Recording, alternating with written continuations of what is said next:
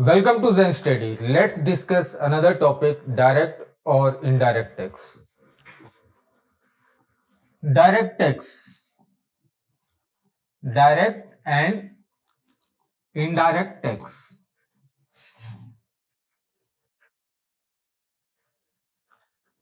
Direct और indirect tax पढ़ने से पहले कुछ कंसेप्ट इससे रिलेटेड हम पढ़ते हैं, ठीक है।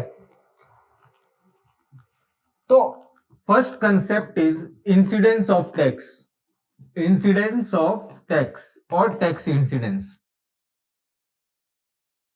or tax incidence. So what do you mean by tax incidence? What do you mean by tax incidence? So tax incidence means point from where government collect taxes. उस पॉइंट से जहां से गवर्नमेंट टैक्स कलेक्ट करती है उसको बोलते हैं हम पॉइंट ऑफ इंसिडेंस, ठीक है। So point of incidence means point from where government collects taxes. In the same way, point of implication, point of implication, incidence का मतलब ये होता है जहां से गवर्नमेंट टैक्स कलेक्ट करती है, ठीक है। और point of incidence, point of implication और इंपैक्ट ऑफ टैक्स और impact of tax. As the name suggest, जहां पे उसका इंपैक्ट होता है, ठीक है। Where impact is felt, where tax impact is felt, okay. So ये सब मैं आपको क्यों पढ़ा रहा हूं, इसलिए क्योंकि आप देखिए इन डायरेक्ट टैक्स, डायरेक्ट टैक्स जो होता है उसमें गवर्नमेंट जो है टैक्स को डायरेक्टली पर्सन, इंडिविजुअल, बिजनेस से डायरेक्टली फेच करती है, ठीक है। डायरेक्टली वहां से टैक्स लेती है, ठीक है। तो इसलिए उसको डायरेक्ट टैक्स बोलते हैं। तो आप बताइए इसमें पॉइंट ऑफ इंप्लीकेशन, इफ अगर हम कंसीडर करें इनकम टैक्स, ठीक है, direct tax example income tax. So in this case point of implication, in this case point of implication is on person. In the same वे अगर हम point of impact की बात करें, किसको वो इंपैक्ट कर रहा है, ऑब्वियसली जो पर्सन है उसके जेब से जा रहा है पैसा, उसकी सैलरी से जा रहा है, तो वो भी person, okay. So point of impact is also the person. So we can say indirect tax, point of implication is equal to point of impact. ये आप खुद ही इमेजिन करिए और आपको काफी क्लैरिटी इससे मिल जाएगी। Next is indirect tax, indirect tax example GST. तो इस केस में पॉइंट ऑफ इंपैक्ट क्या होगा, पॉइंट ऑफ इंप्लीकेशन क्या होगा, पॉइंट ऑफ इंप्लीकेशन। आप कभी कोई सर्विस अवेल करते हैं, किसी रेस्टोरेंट में जाते हैं तो आप बिल पे करते हैं, ठीक है। उस बिल में आप पे 18% सर्विस टैक्स जीएसटी लिया जाता है, ठीक है, 18% जीएसटी लिया जाता है। तो जो जीएसटी है वो भरता कौन है, लिया तो आपसे जाता है, लेकिन उसको जीएसटी को सबमिट करना होता है जो रेस्टोरेंट ओनर होते हैं या शॉप ओनर होते हैं, उनको गवर्नमेंट को वो जीएसटी सबमिट करना पड़ता है, उनका जीएसटी नंबर होता है बिजनेस का। सो पॉइंट ऑफ इंप्लीकेशन, गवर्नमेंट कहां से टैक्स को कलेक्ट कर रही है, for example shopkeeper, but always remember it is collected from you, okay. So and point of point of impact, उसका इंपैक्ट किस पे हुआ? पर्सन पे। कलेक्ट शॉपकीपर से किया जा रहा है, बट उसका जो इंपैक्ट है वो पर्सन पे पड़ रहा है। तो हम ये कह सकते हैं कि in indirect tax point of implication in indirect tax point of implication is not equal to point of impact because obviously वो आपसे कलेक्ट किया जा रहा है, बट जो उसको सबमिट करता है वो कोई और करता है। तो जो इम्प्लीकेशन है वो इम्पैक्ट दोनों अलग अलग हैं। Now we will discuss some more concept related to tax. So, types of tax.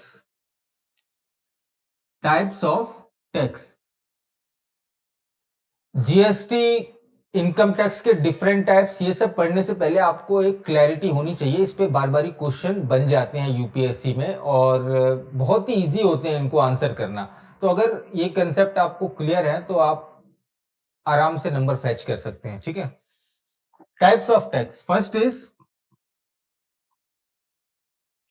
Proportional tax. Proportional tax. Proportional tax का क्या मतलब होता है कि अगर गवर्नमेंट, मान लो if government imposes a single slab मान लो गवर्नमेंट ने इंपोज किया 10% tax on all income, 10% tax on all income irrespective of whether it's 10 lakh, 20 lakh, 50 lakh और 1 करोड़, कितनी भी इनकम हो, लेकिन 10% टैक्स लगेगा। फॉर एग्जाम्पल, अगर इनकम 1 लाख हो उसमें भी 10% टैक्स लगेगा, 2 लाख हो उसमें भी 10% लगेगा, 1 करोड़ हो उसमें भी 10% लगेगा। तो आप देख सकते हैं कि ओनली 10%, और कोई भी गवर्नमेंट अगर चाहती है कितना भी परसेंटेज टैक्स, बट प्रोपोर्शनल है, हर एक इनकम स्ट्रीम में सेम है। तो हम इस तरीके के टैक्स को बोलते हैं proportional tax. Single slab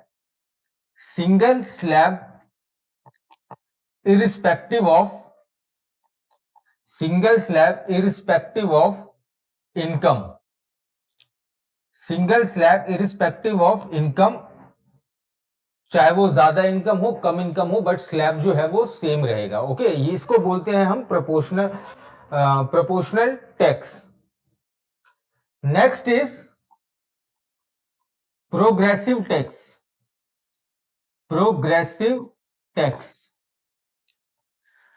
progressive tax का मतलब होता है if income increases then tax also increases.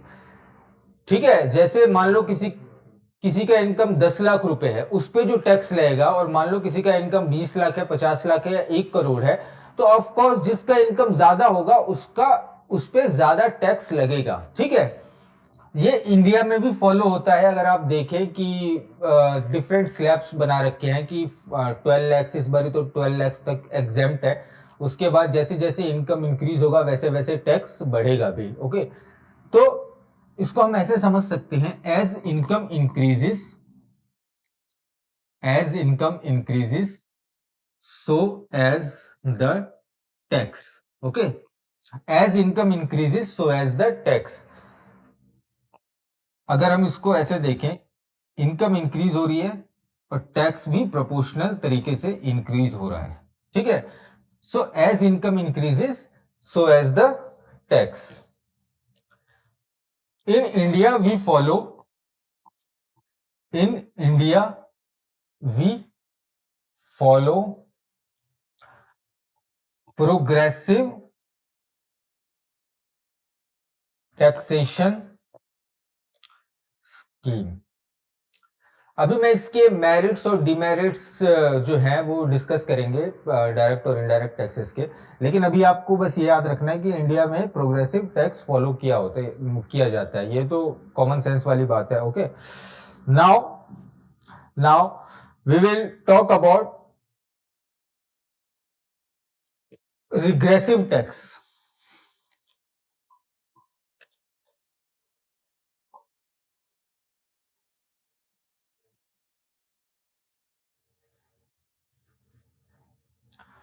Now we will talk about regressive tax. तो रिग्रेसिव टैक्स का क्या मतलब होता है? प्रोग्रेसिव टैक्स में मैंने आपको बताया जैसे जैसे इनकम इंक्रीज होती है वैसे वैसे टैक्स भी इंक्रीज होता है, but in regressive tax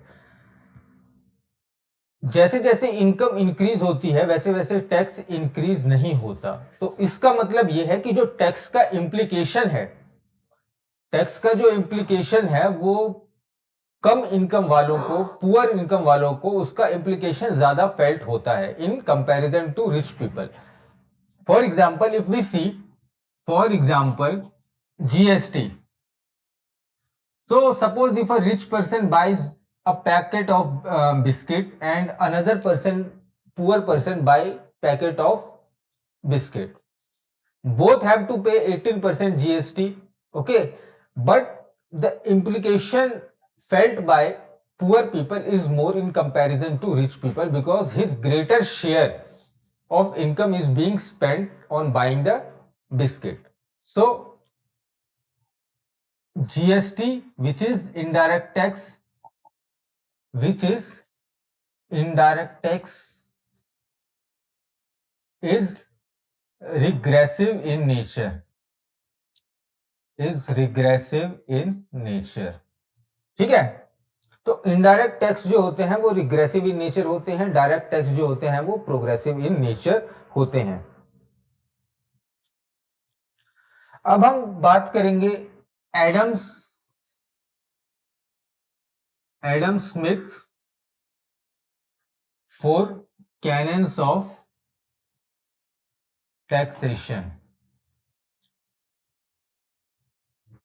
Adam Smith economist थे जिन्होंने 4 कैनन्स ऑफ टैक्सेशन बताया था। ठीक है, first is canon of equality. What this suggest? इसका मतलब होता है, कैनन्स ऑफ इक्वालिटी का मतलब होता है tax should be, cannons of equality का मतलब होता है tax should be proportionate to income. Tax should be proportionate to income.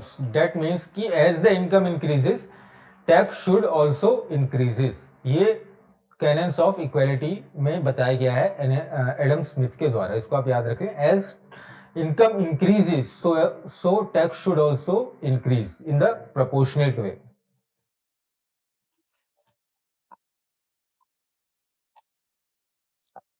Canon of convenience,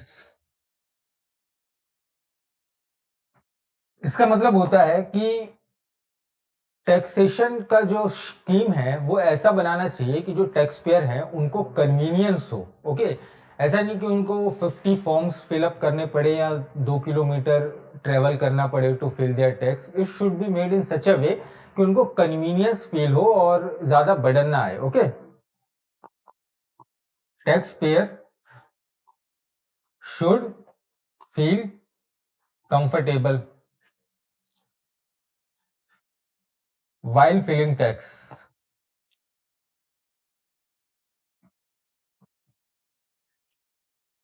ये क्लियर है आपको? ठीक है,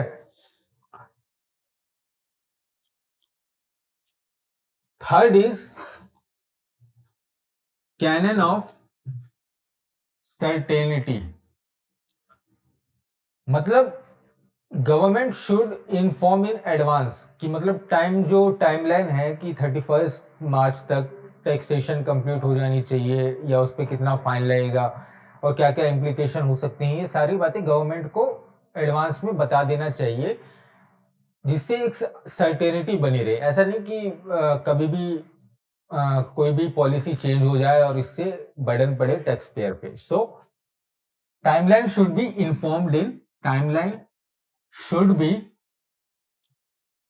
informed, timeline should be informed in advance, timeline should be informed in advance. Fourth is canon of economy. इसका मतलब ये होता है कि जो प्रोसेस है टैक्सेशन का वो इकोनॉमिकल होना चाहिए, बिकॉज अगर मान लो 100 रुपीज टैक्स कलेक्ट करने हैं और उसके लिए अगर 70 या 80 रुपीज खर्च करने पड़े गवर्नमेंट को, तो वो इकोनॉमिकल नहीं है ना। तो process should be process should be economical in nature. तो ये एडम स्मिथ के जो 4 कैनन्स हैं, ये आपको अच्छे से पता होने चाहिए, कभी कभी एमसीक्यू में पूछ लेते हैं, ठीक है। अब हम डिस्कस करेंगे डायरेक्ट टैक्सेस के मेरिट्स एंड डिमेरिट। सबसे पहले हम मेरिट्स की बात करते हैं, ठीक है। डायरेक्ट टैक्सेस के मेरिट्स की बात करते हैं। तो आप खुद ही सोचिए, जैसे कि मैंने आपको बताया it's progressive in nature, okay. As the income increases tax also increases. तो क्या क्या इसके जो है बेनिफिट्स हो सकते हैं। तो first is progressive. It's progressive in nature means as income increases tax also increases। इससे क्या फायदा होगा? इससे क्या फायदा होगा? Disparity disparity among people will decrease।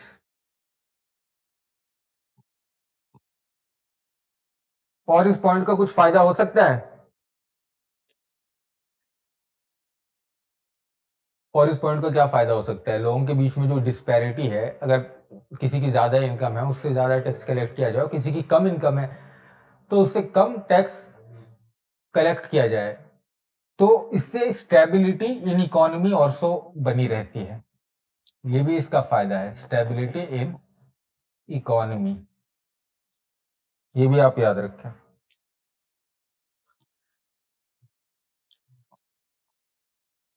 अब एक फायदा तो हो गया, ये प्रोग्रेसिव इन नेचर है। Second, promotes civic consciousness. ठीक है।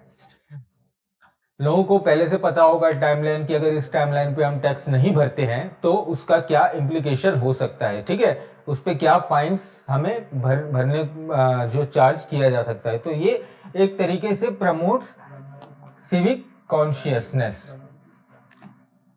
मेरिट्स में एक और मेरिट है, it increases saving. rather we can say it promotes saving। it promotes saving। Income tax जब आप भरते हैं तो उसमें बहुत सारे डिडक्शंस होते हैं। अगर आप उन डिडक्शन वो होते हैं कि आपने कहाँ पे इन्वेस्ट किया, एलआईसी में किया है, पीपीएफ में किया है ना, या फिर लाइफ इंश्योरेंस में किया है, तो एक तरीके से वो आपकी सेविंग को इनहेंस कर रहे हैं, ठीक है। इट प्रमोट्स योर सेविंग और इन्वेस्टमेंट। सो ये भी एक फायदा है डायरेक्ट टैक्सेस का, it promotes saving and investment, okay. One more अगर आपको कभी एमसीक्यू में पूछा जाए, अगर आपको एमसीक्यू में पूछा जाए तो आप ये भी याद रखें कि ये भी याद रखें आप कि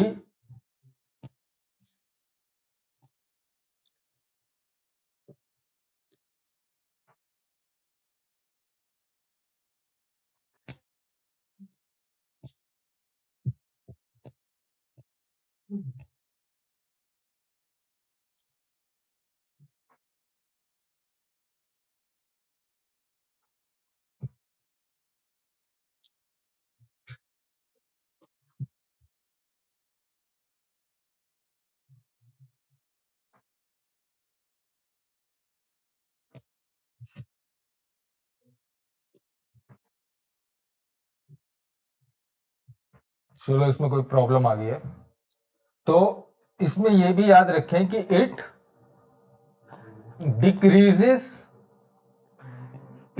डिक्रीजेस, नया स्लाइड ले लेते हैं। मैंने क्या बोला? It promotes saving and investment. ठीक है।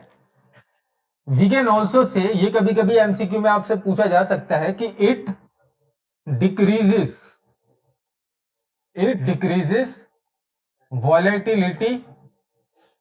Volatility in international, it decreases volatility in international exchange rate,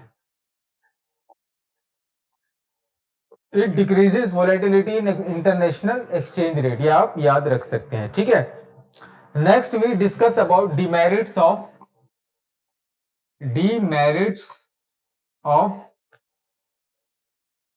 direct tax. Demerits of direct tax. What can be the demerits? First and foremost is externality. अभी ये externality का concept क्या है? आप ये समझें कि इफेक्ट ऑफ वन इंडस्ट्री और अनदर सेट ऑफ पीपल और इंडस्ट्री। ठीक है। अब मान लो एक सीमेंट की फैक्ट्री है, तो सीमेंट की फैक्ट्री है वो काफी प्रोडक्शन कर रही है ना, वो इनकम टैक्स जो गवर्नमेंट ने लगाया उसमें भी कंट्रीब्यूट कर रही है, बट उसकी वजह से जो आसपास की रेसिडेंशियल एरिया है वहां में लोगों में अस्थमा की प्रॉब्लम देखने को मिल रही है। So it is a kind of negative externality, उसको हम नेगेटिव एक्सटर्नैलिटी बोलेंगे। इन द सेम वे एक टेक्सटाइल फैक्ट्री है और उसके आसपास एक रेसिडेंशियल कॉम्प्लेक्स खुला है, उसकी वजह से शॉप्स खुले हैं और डिफरेंट स्मॉल स्केल बिजनेस भी खुला है, तो उसको हम पॉजिटिव एक्सटर्नैलिटी बोलेंगे। तो डायरेक्ट टैक्स में एक्सटर्नैलिटी को काउंट नहीं किया जाता है। Externality is not counted, how? मान लो देर इज एन ऑथर और उसने कुछ अपने बुक पब्लिश करके कुछ इनकम जनरेट की, तो उस पे लगा 15% tax for example. In the same way there is an actor who promotes gambling, betting and he generated income और उस पे भी लगा मान लो 15% टैक्स। दोनों की इनकम सेम है और दोनों पे लगा 15% tax, but this person promoted gambling और बेटिंग, तो इसकी वजह से एक नेगेटिव एक्सटर्नैलिटी जो है वो जनरेट हो गई है। नेगेटिव एक्सटर्नैलिटी इसकी वजह से जनरेट हो गई है। So it is not counted in direct tax, जो कि एक तरीके से डिमेरिट है डायरेक्ट टैक्स का। ठीक है। Next is hardship. Suppose there is a carpenter who do his work from सुबह से शाम तक वो काम करता है और उसने एक इनकम जनरेट की, उस पे उसको लगा मान लो 10% का टैक्स।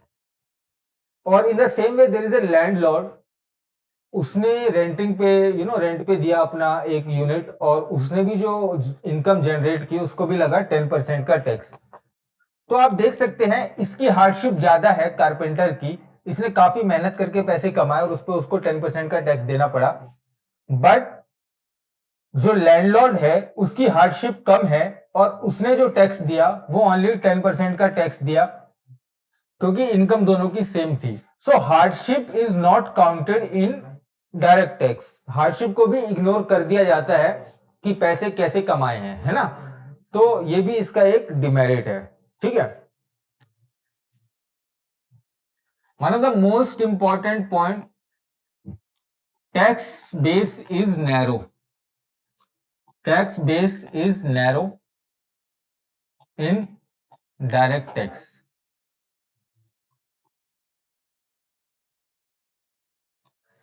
आपको पता होगा कि लेस देन 4 करोड़ पीपल पे इनकम टैक्स इन इंडिया, तो टैक्स पे जो बेस है वो काफी नैरो है, काफी कम है इंडिया में।